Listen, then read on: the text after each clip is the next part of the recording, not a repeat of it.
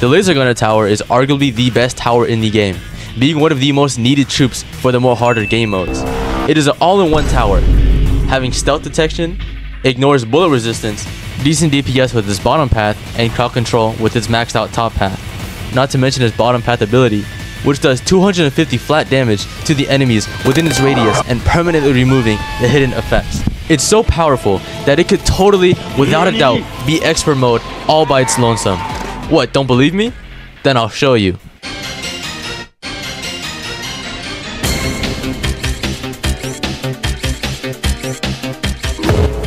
To make it a tiny bit easier on ourselves, we chose the map Apocalypse to catch any leaks, preventing us from doing this challenge over and over again.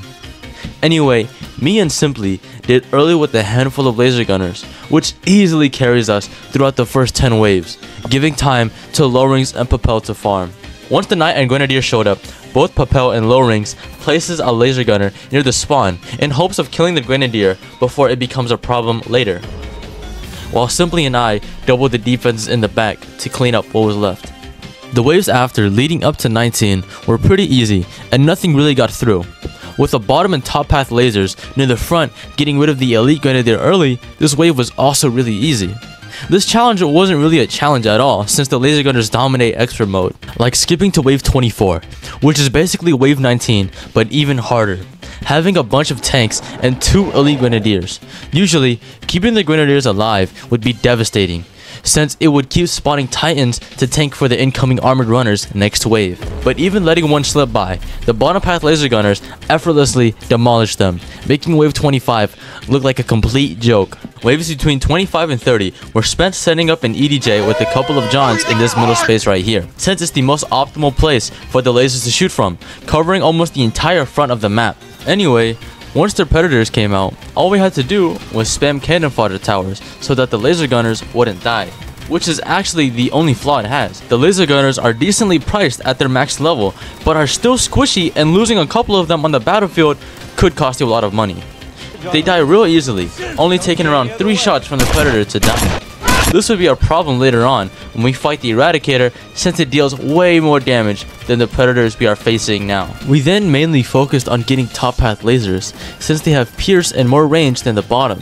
Wave 31 was a bit tricky since there were a lot of revived Juggernauts and barely any laser gunners, but we still managed to pull through since the piercing makes up for the lack of more towers. For the last couple of waves, we prepared for the Eradicator's arrival by placing 5 total EDJs, not just to deafen him, but to have the laser gunners be in a constant state of fire rate boost, since we need to finish it off quickly before it melts everything. Another thing is to also have 4 maxed out Johns, so on top of the constant fire rate boost, we'll have a constant flow of damage boost from the Johns. With the overwhelming amount of laser gunners that were being boosted, we were practically spawning killing the zombies now. Waves 37 to 40 were basically stalling for time by sending out heaps of zombies that gave no cash. These waves were basically the calm before the storm, and the storm I was feeling up. This feeling, the Eradicator kills half of our troops within seconds, and the rest of them were to meet their fate soon after. Sikash! King Crimson! Sudani!